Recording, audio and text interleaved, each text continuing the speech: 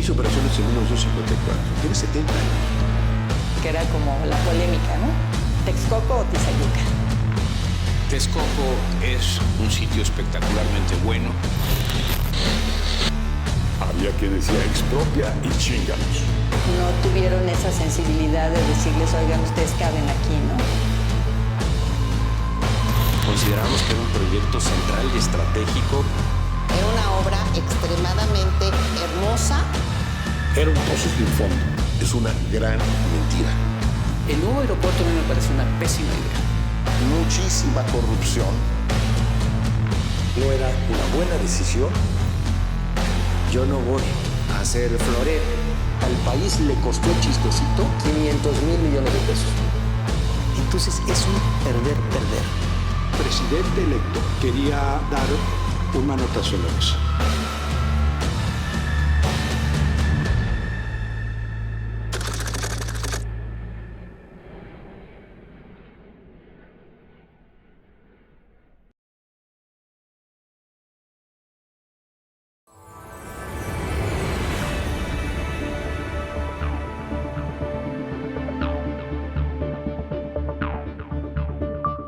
Estamos haciendo frente a nuestros desafíos de décadas, con soluciones duraderas, con reformas transformadoras, nuevas políticas sectoriales y también con grandes proyectos de infraestructura. Justamente uno de los principales desafíos en infraestructura era encontrar una alternativa viable para construir el nuevo aeropuerto que necesita nuestra capital y el país en su conjunto.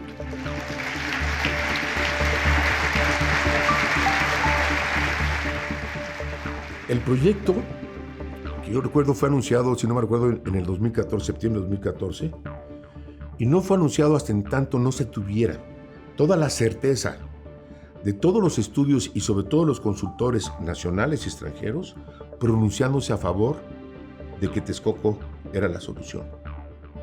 Tenemos 64 estudios realizados por empresas mexicanas y extranjeras, siempre coordinados muy de cerca con el Instituto de Ingeniería de la UNAM. Ese fue nuestro aliado prácticamente en todo el proceso. Resumiéndotelo, creo que se hizo esa planeación compleja, multifacética, y creo que eso se hizo razonablemente bien. Cuando se toma la decisión del Naim, esa decisión responde a décadas de análisis técnicos, aeronáuticos, económicos sobre la viabilidad del proyecto del aeropuerto en Texcoco. Y también responde a los aprendizajes de fracasos políticos anteriores, específicamente el del sexenio de Vicente Fox, que se operaron muy mal las cosas.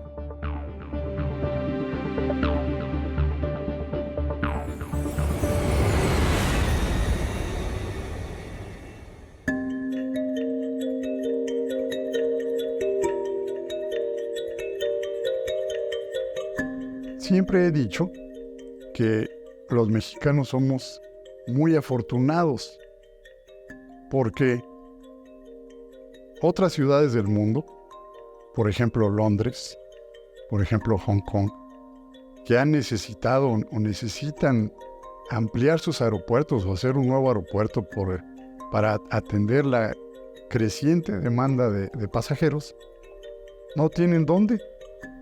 En Londres están saturados y no tienen dónde. El siguiente espacio pues sería a una distancia ya impráctica.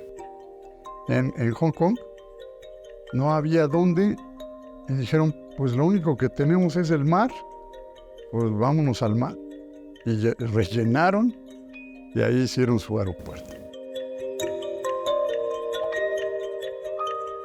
Y sucedió algo muy interesante porque no solo resultó en perspectiva que el aeropuerto de Texcoco, es decir, o la ubicación de Texcoco era la mejor, sino que además hubo varias expresiones de parte de todos estos asesores que confirmaban que la localización de Texcoco no solo era la más aceptable o la más propicia,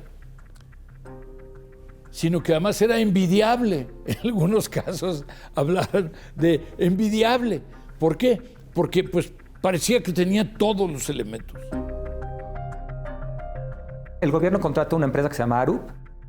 Entonces dice, haz invitaciones a despachos mexicanos, pero exígeles una experiencia mínima. Y la experiencia era incumplible para ningún despacho mexicano. Hablaban de terminales construidas en los últimos 3 años, de arriba de un monto infinito, de un número de pasajeros. Entonces, todos los despachos empezamos a asociarnos con arquitectos extranjeros que hubieran diseñado terminales. Se forma un grupo asesor pues para licitar distintos proyectos de construcción. Finalmente hay varios participantes. Yo recuerdo que estuvieron ahí en Los Pinos, donde presentaron varios proyectos. Fue una especie de concurso, ¿no? Un concurso cerrado, ¿no? Donde participaron muchísimos arquitectos a nivel mundial. Eran equipos.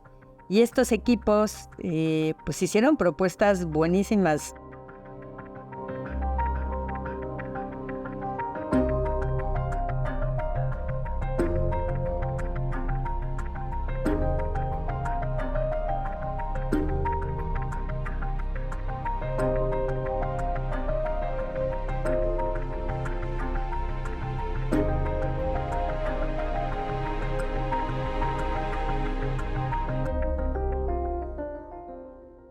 Y finalmente se decidió que el proyecto de Foster asociado con Romero, un arquitecto mexicano, pues era el ganador. Norman Foster sin duda era la mejor opción para hacer un aeropuerto. Ha tenido una trayectoria diseñando aeropuertos, o sea, el primer aeropuerto que diseña es Stansted, y es un aeropuerto donde él plantea hacer ciertos cambios estructurales en el aeropuerto, ¿no? Los aeropuertos en ese momento eran mucho más funcionales, sin buscar una experiencia del pasajero. Él propone quitar los sistemas de las cubiertas para poder tener luz cenital, tener espacios mucho más amigables al pasajero, hacer una estructura modular que permitiera crecer y decrecer como fuera necesario. Entonces se hace famoso con esta construcción de este aeropuerto. Y a partir de ahí empieza a construir aeropuertos por todo el mundo. Y pues tiene casos muy emblemáticos como es el de Hong Kong, que se hace en una isla, el de Beijing, ¿no? Son aeropuertos muy ambiciosos, muy bonitos y construidos muy rápido. Beijing, like Hong Kong, was developing the model of Stansted, the reinvention of the airport, but here on an even more epic scale. The biggest airport in the world, but also the friendliest. All under one roof, a roof so immense, rather like an artificial sky. And again, voted by the traveling public as their favorite. Hay como 2 grandes líneas de diseño de aeropuertos, ¿no? El aeropuerto como una pieza de infraestructura, o sea, la mayoría de los aeropuertos en Estados Unidos están pensados como una pieza de infraestructura funcional, ¿no? Pero está esta otra versión, liderada por Foster, que es la experiencia del pasajero. O sea, ¿qué es lo que vive el pasajero? ¿Cómo se lo haces lo menos estresante posible? ¿Cómo haces que esté el menos tiempo posible? Y si el tiempo que va a estar ahí lo puede entretener. Un aeropuerto es la cara de un país, ¿no? O sea, y no nada más a nivel estético, o sea, es la cara de país desde cómo te tratan, cuánto tiempo te tardas en migración, la emoción de llegar, ¿no? La emoción de despegar. Como muchos, pues me enamoré del proyecto de Norman Foster y de lo que se quería hacer y de la visión que se tenía para un proyecto que pudiera tener enorme capacidad de crecimiento para darle cabida a la expansión de México, tanto en temas de pasajeros como de carga. Eso sí fue parte de lo que trabajamos todos nosotros para que esto sucediera, ¿no? Y se diera un aeropuerto de clase mundial. Sin hablar de que estamos hablando de que eran 6 pistas, de las cuales 3 iban a permitir aterrizajes y despegues simultáneos. O sea, no las 6 lo permitían 3. Eso es un desarrollo de MITRE. MITRE desarrolló las triples simultáneas, les llamamos, y hoy en día hay varios aeropuertos de Estados Unidos que operan 3 pistas al mismo tiempo sin ningún problema.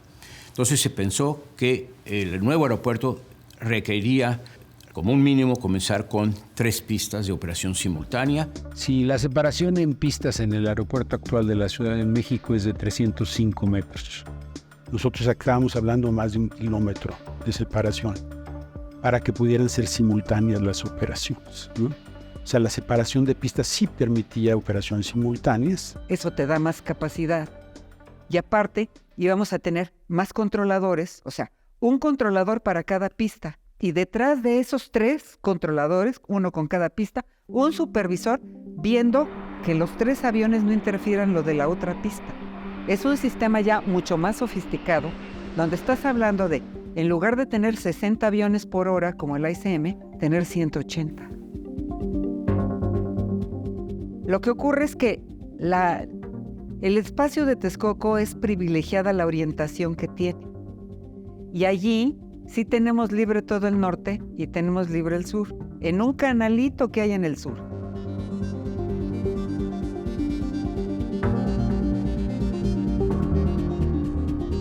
This was very challenging because the objective was to site 3 parallel runways that were spaced far enough apart to allow for triple independent approaches, like at Atlanta, and also to allow for 3 additional runways to be added later on that would provide lots of operational flexibility to meet and also be able to meet long-term aviation demand. Pero también observamos que México tenía una ubicación estratégica que podía convertirse en un hub, es decir, un sitio donde hubiera interconectividad hacia otros destinos de Norteamérica o de Sudamérica a través de este gran hub aeroportuario en el que podía constituirse el aeropuerto de la Ciudad de México. Iba a ser un hub internacional donde ibas a poder atender a 125 millones de pasajeros, donde ibas a poder hacer conexiones en 45 minutos internacional y 30 minutos nacional.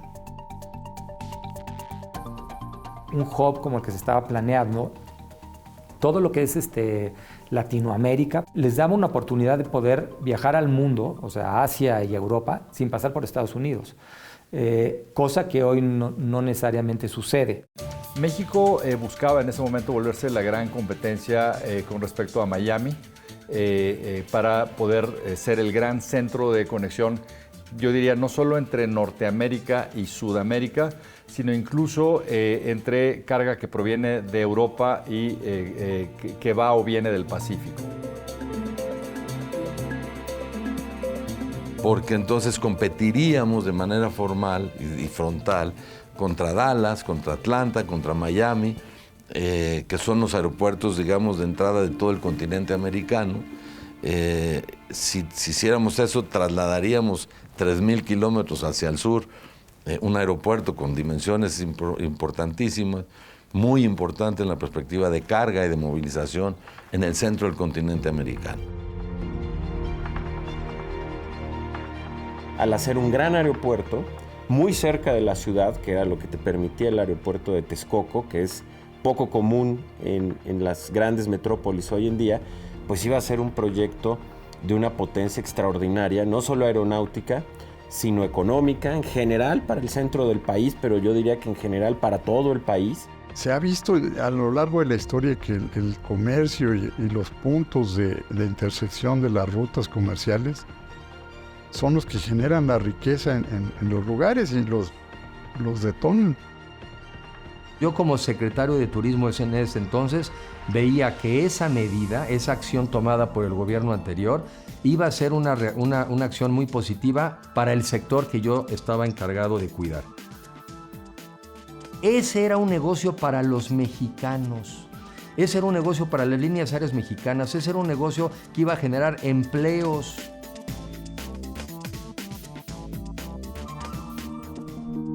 En la administración del presidente Peña tuvimos un crecimiento aeronáutico del 70%. ¿Y por qué creció el 70% de la aviación en México? ¿Por qué? Por las políticas públicas implementadas en materia de turismo las reformas energéticas, la reforma energética, la reforma de telecomunicaciones, que hizo que vinieran mucho más grupos de inversionistas, turismo laboral, turismo de trabajo. ¿Y por qué firmamos después de 60 años? Tuve la oportunidad de firmar el convenio bilateral aéreo con Estados Unidos. Esto hizo que pasáramos de 1,114 rutas con las que teníamos en el 2013 a 2,167 rutas.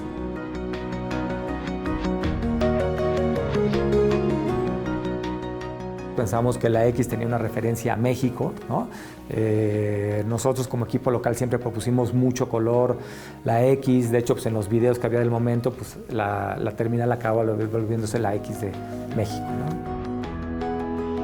Y entonces todo el diseño era un diseño muy de que estamos en el ombligo del país, de que este es México, ¿no?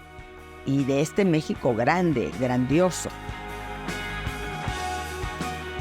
Era una obra extremadamente hermosa, digna de un país como es México, que era la 15ª economía del mundo. To get the best team for the Mexico Airport project, I brought in the best airport planners, NARCO, the Netherlands Airport Consultancy. With huge experience, more than 500 airports around the world.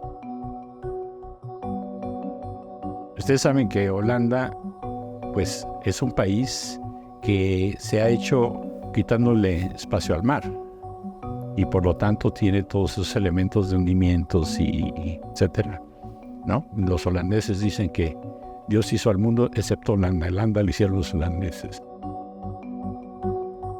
As you fly over this building, you realize that it's not the conventional roof with the walls, but it is one continuous, almost streamlined membrane, incredibly beautiful and evocative of flight itself. Cuando llega un extranjero al país, lo primero que ve, y la primera calificación que hará de nuestro país es cómo está el aeropuerto. Cuando tú vas a cualquier parte del mundo, lo primero que es, bueno, ¿cómo está este país? Dicen que es de primer mundo.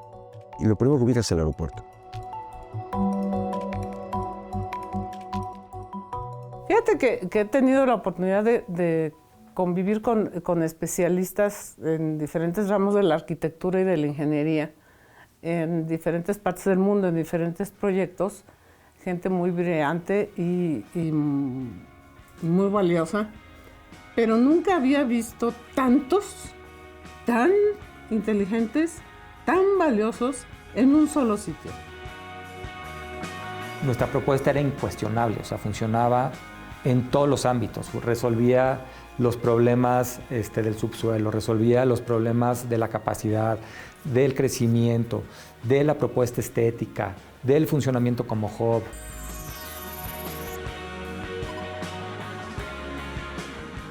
A mí me parece que iba a tener una externalidad económica muy importante para una de las zonas más pobres de la ciudad, en donde hay muy poca inversión, tanto pública como privada, y me parecía que eso iba a poder cambiar quizás la realidad del oriente de la ciudad.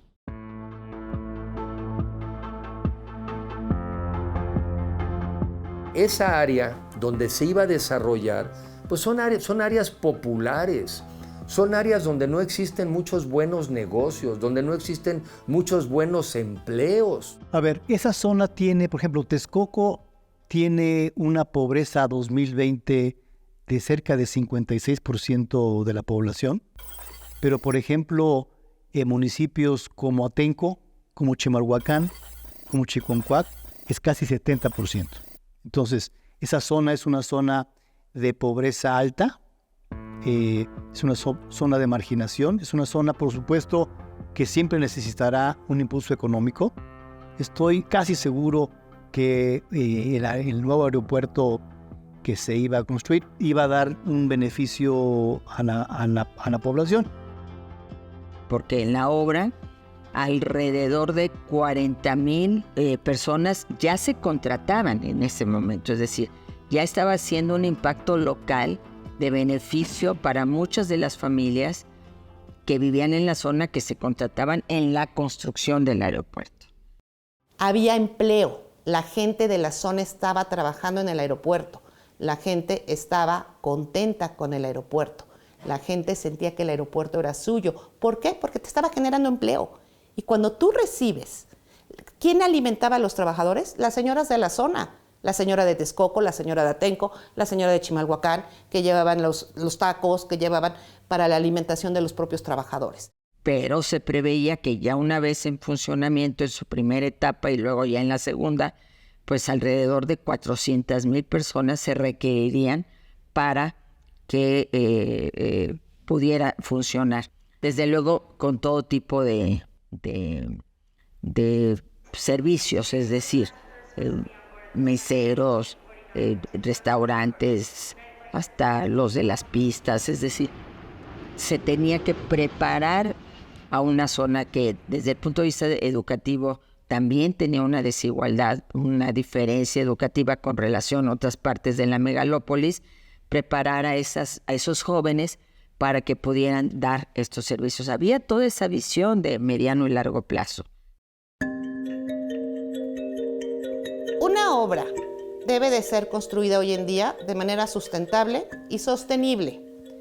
El aeropuerto, el nuevo aeropuerto de Texcoco tenía estos elementos. Teníamos que ir por la máxima certificación que existía en el momento, ¿no? Que era LEED Platino, no, creo que era la versión 4. Una certificación tiene que ver con muchos temas. Tiene que ver, es un listado completo de puntos que tienen que ver con tu performance personal. Entonces, tú dices, yo si en este edificio no hiciera nada, consumiría 100% de energía. Pero en base a estas estrategias, busco que en lugar de que consuma 100, consuma 30. Pero era un proyecto ambientalmente sumamente noble con el medio ambiente, donde había recuperación, los foniles, no sé si usted ha escuchado de los foniles básicamente eran los embudos que iban a permitir la recolección de agua de lluvia. Que ahí se captaba el agua, se trataba y se volvía a reutilizar. Toda la parte de la luz iba a generar su propia luz. Se iba a generar con una planta solar, parte de la energía, no se podía generar toda, pero parte de la energía se iba a generar con una planta solar. Entonces son puntos y puntos y puntos y puntos. Dependiendo de esos puntos te dan una certificación básica, una certificación plata, una certificación oro o una certificación platino. En ese caso nosotros excedíamos todas, ¿no? Estábamos de 100 puntos por ahí de los 92 o 93, o sea, prácticamente mejor no se podía.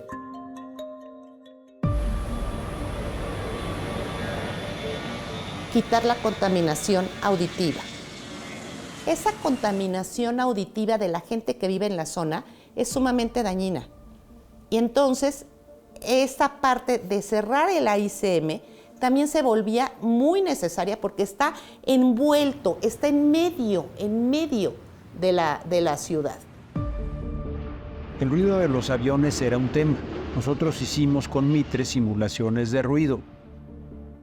Simulaciones de ruido para ver realmente cuál era el impacto. Bueno, el impacto del aeropuerto actual es muchísimo mayor en términos de ruido de lo que hubiera tenido este aeropuerto. Porque tú tienes del polígono del aeropuerto de Texcoco, al sur tienes a Labor Carrillo, que son estas 1,000 hectáreas, y luego tienes toda la parte de Chimalhuacán que no está habitado. Entonces, los aviones, ya cuando empieza a sonar el ruido muy cerca, que es ya cuando están aterrizando, ya no hay vivienda. Porque además el mayor ruido no lo hace el avión cuando aterriza. El mayor ruido lo hace el avión cuando despega, que es cuando aceleran los motores. El despegue de estos iba a ser hacia prácticamente zonas agrícolas, donde no había gente prácticamente. El hecho de tener aviones cada minuto a 100 metros de tu casa, lo que eso genera en términos de contaminación, de ruido, en términos de nervios y en términos de psicológicos de cualquier día se cae un avión. Si hemos tenido una suerte de que no haya un despiste grave, enorme. Pero otra vez, hay habitación a 100 metros de el aeropuerto actual, por todos lados. Se empezaron a hacer estudios urbanísticos para definir qué habría de hacerse con las instalaciones del actual aeropuerto. No se fueron a derruir. ¿Qué ha pasado donde han cancelado algún aeropuerto? Bueno, pues lo que había, esa infraestructura, ha tenido un otro uso distinto para la población de la zona. El aeropuerto actual de la Ciudad de México te daba una joya, y es tener un terreno gigantesco en el oriente de la ciudad, propiedad del gobierno federal, que te permitía hacer una regeneración urbana extraordinaria que podía cambiar la ciudad, centralmente el oriente de la ciudad, y podía mejorar sustancialmente la condición socioeconómica y la vida de los habitantes del oriente de la Ciudad de México, pero que iba a tener también un impacto general para toda la ciudad. Y por eso consideramos que era un proyecto central y estratégico para las siguientes décadas del país, de la ciudad, en fin, ¿no? Era una cosa extraordinaria, una oportunidad extraordinaria. El diseño original del aeropuerto, una vez que se terminó el presupuesto, que era del orden de los 13.300 millones de dólares, el gobierno federal determinó que el 60%, si no mal recuerdo, vendrían de recursos fiscales del PEF y el 40% del mercado. Este aeropuerto, por su magnitud, requería financiamiento notable. Y lo que hicieron ellos, esencialmente, quiero decir, la administración de Peña Nieto, en el diseño ya financiero, era decir, yo voy a emitir bonos, 6,000 millones de dólares en bonos, que estaban respaldados por la TUA, la Tarifa Única Aeroportuaria. Mira, lo que quizá habría que explicar con más cuidado es que esos bonos que se emitieron, que se iban a respaldar con el TUA, se ve una cantidad muy fuerte, pero el tráfico de Texcoco iba a crecer de tal forma que pagarlos iba a volver mucho más fácil. Con un aeropuerto que funciona y atrae pasajeros, pues la cantidad de gente que mueves te permite pagar más TUA y financiar un proyecto mucho más ambicioso. Y lo hicieron bien. La verdad es que fue muy bien recibido por inversionistas financieros en muchos lados del mundo, pero en particular en Estados Unidos. Y lograron vender los 6,000 millones de dólares. A plazos de hasta 30 años, a tasas bastante competitivas del orden del 4.5% anual. Y el gobierno federal tomó la decisión de cambiar un poco la ecuación y ya no tanto 60% recursos PEF y 40% el mercado, sino más bien iba a ser 70% el mercado y 30% recursos PEF. Posteriormente llevamos a cabo una colocación de una fibra, la fibra E, en México por 30,000 millones de pesos, que es la fibra más grande que se ha colocado en nuestro país. Pero cuando entregamos ya el proyecto aplicando ingeniería de valor y los resultados a la siguiente administración, entregamos con una inversión que se había hecho del 90% privada y solamente el 10%, que eran 20,000 millones de recursos públicos. Los propios usuarios del aeropuerto iban a permitir, con el derecho que pagan por el uso del aeropuerto, el que ese proyecto fuera autofinanciable. Se iba a pagar por los propios usuarios del aeropuerto. Y que además en el futuro sería una fuente de ingresos para el propio gobierno.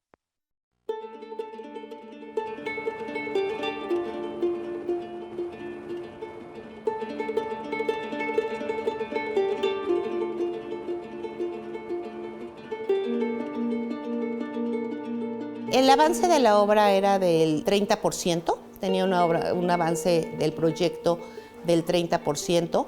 Realmente lo más importante ya se estaba construyendo, que eran las 3 primeras pistas y el edificio terminal. Primero lo empezamos a difundir porque queremos, que fuera, insisto, un referente en transparencia. Entonces nos empezaron a preguntar, oye, ¿cuál es el avance de obra? Oye, pero en lugar de que nos estén pregunte y nosotros conteste a personas en lo particular, pues vamos a poner un indicador que diga avance de obra y que todo el mundo la consulte. Y así lo hicimos. Era el ánimo de todos de estar bien, quedar bien, hacer algo bien por el país, hacer un proyecto que brillara. Entonces realmente trabajamos de una manera con esa gobernanza, a eso se le llama.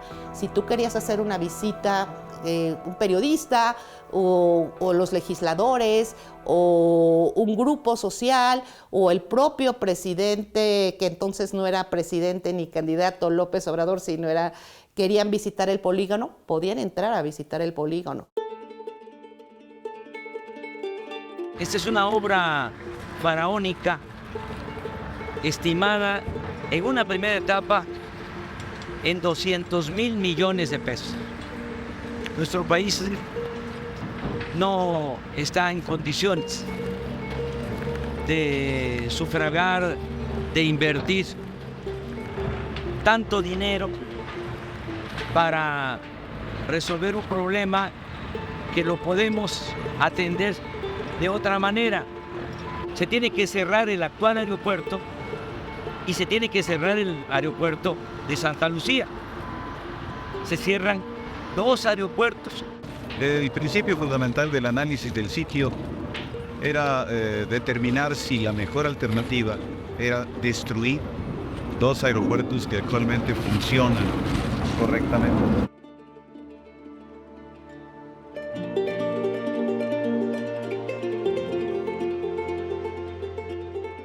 Desde el 2015, López Obrador presentó, junto con el arquitecto Riobó, que ha sido pues muy cuestionado el favoritismo, y un ingeniero agrónomo, Sergio Samaniego Huerta, presentaron sus propuestas de construir, en ese momento, te estoy hablando de 2015, 2 pistas en Santa Lucía como alternativa del famoso Naim.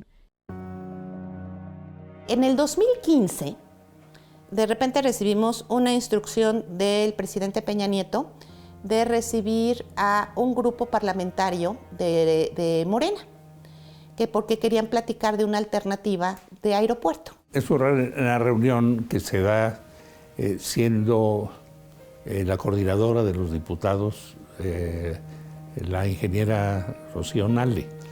Van ahí, invitan, van Riobó y Samaniego, y le presentan al secretario de Comunicaciones y Transportes ese proyecto. Y lo que ellos presentaron no contaba con el suficiente respaldo técnico y de estudio necesario que satisfaciera en suficiencia lo que estábamos buscando hacer. Hizo una buena presentación, Riobó, yo te diría.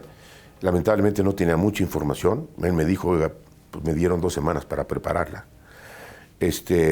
Incluso le dije, no, pues lo felicito, yo creo que sí hizo una muy buena presentación con la información que usted tiene. Durante esa reunión del 2015 se dejaron claros varios elementos. El primer elemento que dejó claro Mitre es que la operación entre Santa Lucía y el AICM para volar en forma simultánea, o sea, simultánea al mismo tiempo, no era viable por el borde de San Mateo. Pero la realidad es que estaba la gente de la OASI, la gente de Mitre, los directivos de las aerolíneas, y pues los hicieron talco. O sea, le demostraron de que no era factible Santa Lucía, con una serie de razones, y sobre todo Mitre, que había hecho estudios aeronáuticos, porque los aeropuertos se diseñan desde el espacio. A raíz de esa discusión, Obrador hace una declaración muy curiosa. Dijo, y te lo digo textual o casi textualmente, dice, los militares nos permitieron y eso se los tenemos que agradecer, que se visitara la actual pista de Santa Lucía porque no están conformes, él dice, porque no están conformes, nada más que tuvieron que actuar con disciplina. Y repite, se los digo, no están conformes. Yo lo desconozco, no lo sé, pero la posición institucional y oficial de la Fuerza Aérea era acompañar la construcción del nuevo aeropuerto. A partir de ese momento, te digo, estoy hablando de 2015, se convirtió en una idea, yo te diría, inamovible para Andrés Manuel López Obrador, aunque muchos de nosotros no lo supieran.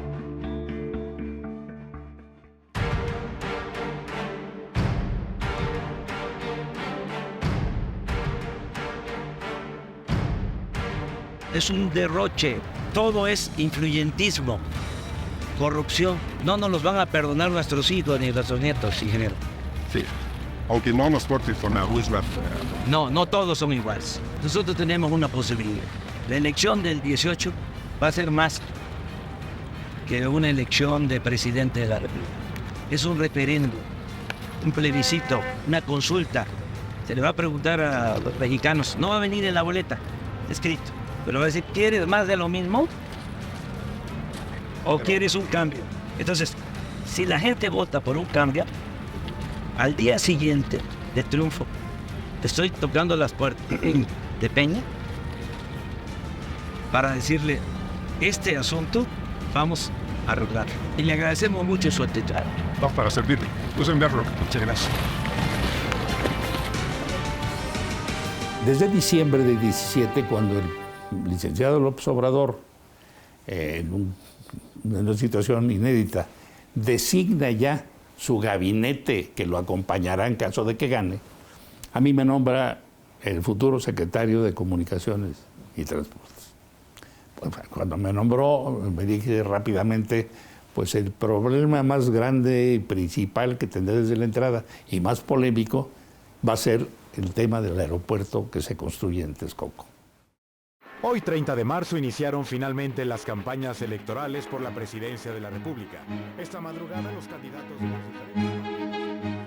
Se vienen las elecciones para la presidencia de México y resulta que en su campaña de Andrés Manuel López Obrador, él dice que si él queda como presidente, él cancela el aeropuerto.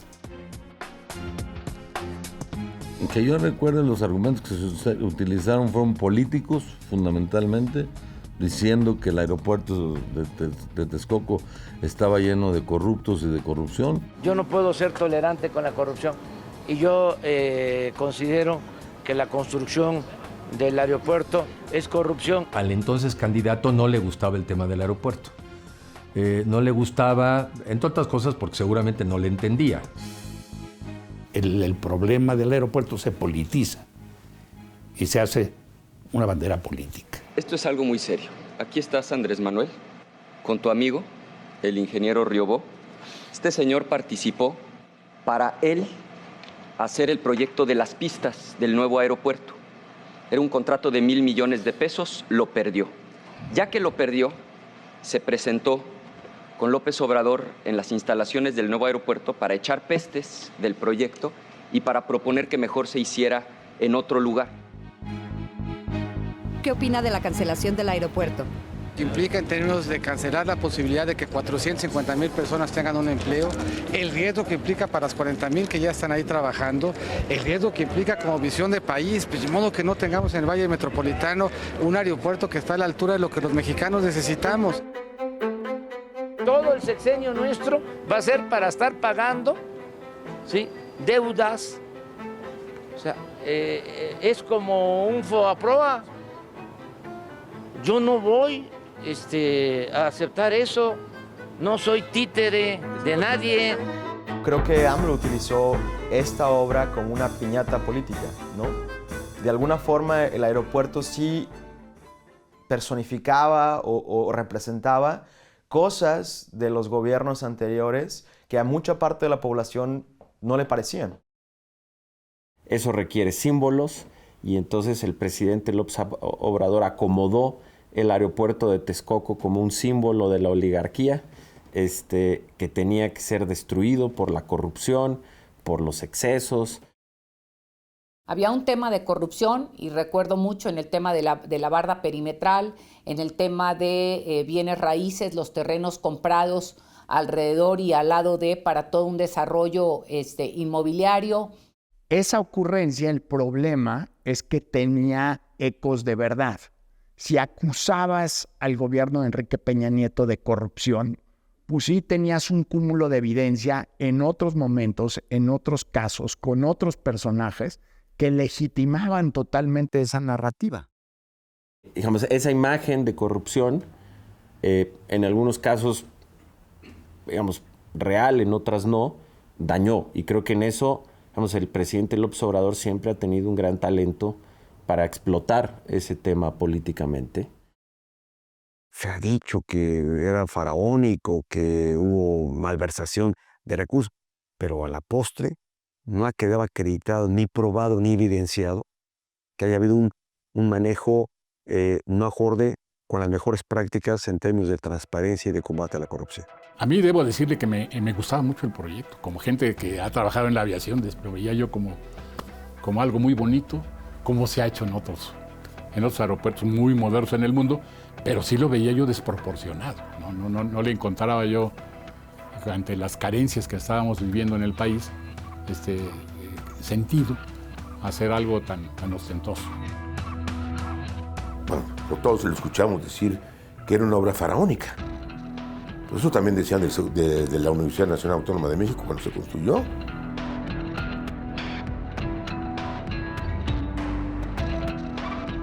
Había un elemento claramente de naturaleza ostentosa del proyecto de Foster.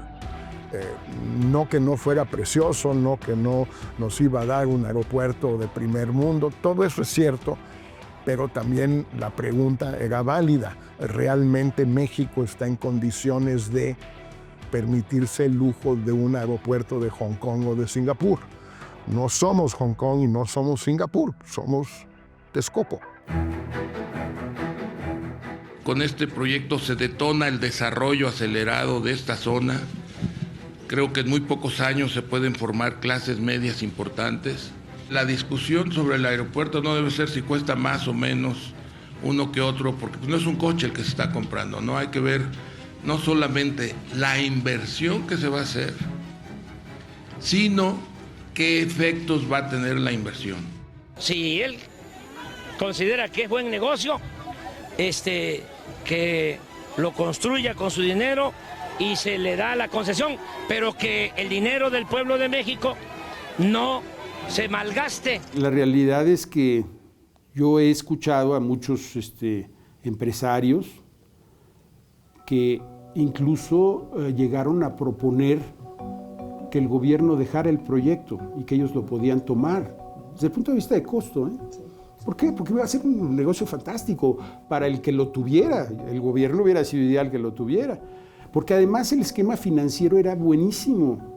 Claro, es un negociazo. Los aeropuertos son una rentabilidad enorme las que te da un aeropuerto. Entonces, nada más imagínate, los TUAs, más los duty free, más la carga, más el área comercial, más los restaurantes, más los estacionamientos, más... Bueno, es el negocio del mundo. Entonces, lógicamente, sí había postores para quedarse con una concesión. Entonces le hablo a Carlos Slim y me reúno con él en su casa. Yo lo conozco desde hace muchos años. Compañeros de escuela, aunque yo era mayorcito que él. Y me dice, déjenos hacerlo. Nosotros lo hacemos, nosotros lo acabamos. Y miren, se puede desarrollar también los terrenos del aeropuerto, que se van a quedar vacíos, un desarrollo urbano. No, le dije, sí, no. Mira, eso, desde antes de que nosotros llegáramos, ya se había discutido esto. Y hay encuestas que no hicimos nosotros, que hicieron los anteriores, y ahí dicen, no, las encuestas por ningún motivo. En caso de que se desapareciera el aeropuerto, eso tendrá que ser un pulmón de la ciudad. No vamos a ser una sola. Eso hay que olvidar. Fernando Chico Pardo, que es el dueño de Cancún, pues de Azur, también estaba dispuesto a entrarle, porque consideraba que se podía hacer por mucho menos dinero y mucho más rápido un aeropuerto muy funcional y que se fuera expandiendo en el tiempo. Eso recuerdo haberlo platicado con el propio Chico Pardo. Hubo acercamientos de varios grupos importantes de aeropuertos de París, Singapur, o sea, hubo muchos acercamientos de grupos interesados en decir, no le pongas un solo peso, nosotros lo hacemos, o sea, dámelo y yo lo construyo, yo lo hago, ¿no? Pero a mí siempre me pareció que no eran ofertas o propuestas viables, porque él quería cerrarlo por razones políticas. En aquel momento, cuando se hablaba de la posibilidad de la cancelación, lo que decía todos los financieros internacionales es jamás va a cancelar esto México. No tiene sentido, es una obra cuyo financiamiento ya están dando con emisiones de bonos ya en el mercado. O sea, no tendría sentido, porque independientemente de la necesidad del aeropuerto, ya están dando, hay demasiado avance como para echarlo para atrás. Yo nunca pensé que realmente se fuera a cancelar el proyecto. Siendo honesto, yo pensé que iban a darle continuidad, que a lo mejor deberían de ajustar, modificarlo, pero modificar algún tema sobre la construcción, en fin, o sobre el proyecto mismo. Que sin duda el aeropuerto lo hubiera permitido, ¿no? Entonces, como que en un principio pensamos que eso simplemente iba a implicar un reajuste, ¿no? Yo especulé en mi interior de que iban a continuar con el proyecto. Como hay que invertir mucho en toda la parte de infraestructura al principio, pues ya costaba menos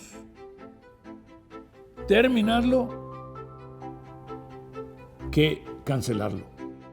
Y Alfonso Romo también les decía al sector empresarial, no se preocupen, no se va a cancelar.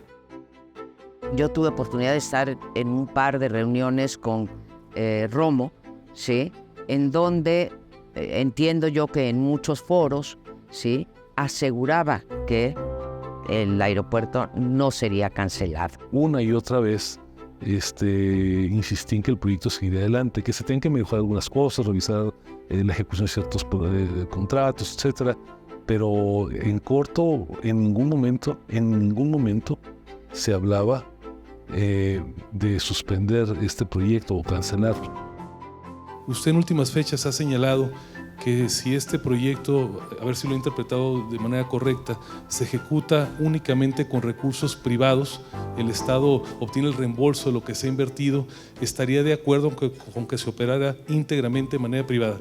¿Es esa su propuesta? Sí. Sí, los contratistas, los que tienen los contratos, quieren invertir y hacerse cargo y que no le cueste al erario público, a la hacienda pública, adelante. Estamos nosotros dispuestos. Esta reunión fue ya una reunión pública. En el contexto de la campaña habíamos citado a cada candidato. Esa pregunta se preparó en privado. Se preparó en privado con Alfonso Romo y todavía cuando llegó López Obrador al evento, que es en el Hotel Hilton Alameda, me parece, yo lo recibo en un privado junto con Alfonso Romo, junto con Beatriz, su esposa, y junto con Tatiana. Y antes de pasar a la sala, digo, el presidente está enterado, el candidato está enterado de los temas que vamos a discutir. Sí, claro. Oiga, ahí está pregunta. Es la pregunta clave. Nos ha dicho su equipo esto, así se lo voy a plantear. ¿Estamos? Me dijo, adelante. Nos quedamos con el mensaje de que si no implica inversión de recursos públicos, no tiene, digamos, no es un irreductible la construcción del aeropuerto si se opera y se realiza con recursos privados. Sí, y además los que están trabajando en los contratos tienen con qué. Muy bien. No había una definición si es sí o no. Era vacilante la palabra, o sea, parecía que a veces iba a ser un sí, a veces no. A ver, A ver, por un lado yo creo que los candidatos son oscilantes, o sea, por naturaleza, ¿no? Uno quiere quedar bien con todo mundo como candidato para que todo el mundo vote por uno, entonces para unos les dice una cosa y a otros les dice una cosa diferente. Primero tengo que ganar, entonces a unos les diré una cosa, a otros les diré otra y vamos viendo. Y en una campaña a veces se premia la ambigüedad, entonces AMLO fue ambiguo. Mandó la señal de que se podía mantener porque hay una parte del electorado que le importaba a Texcoco y no fuera a votar en contra de AMLO por esa razón. Yo a veces llegaba a la casa diciendo, estoy casi seguro que no se cancela. Y luego al día siguiente creo que sí se va a cancelar. Entonces, me explico, era siempre un tema ahí medio volátil en cuanto a la decisión. Lo que sí creo es que, digamos, en medio de esa oscilación, sí me da la impresión que el candidato López Obrador sí se inclinaba por decir, este aeropuerto hay opciones mejores. Buenas tardes, bienvenidas y bienvenidos, buen día, una jornada electoral esta 2018, la que está teniendo lugar en México, una enorme elección la que tiene lugar en estos momentos, falta una hora para que cierren las casillas en la República Mexicana y bueno, pues la gente está acudiendo por millones. Pero sí es cierto, había un vaivén y no había claridad cuando llegamos a la elección propiamente, cuando emitimos el voto. Era una moneda al aire si el aeropuerto iría o no. Eso es cierto.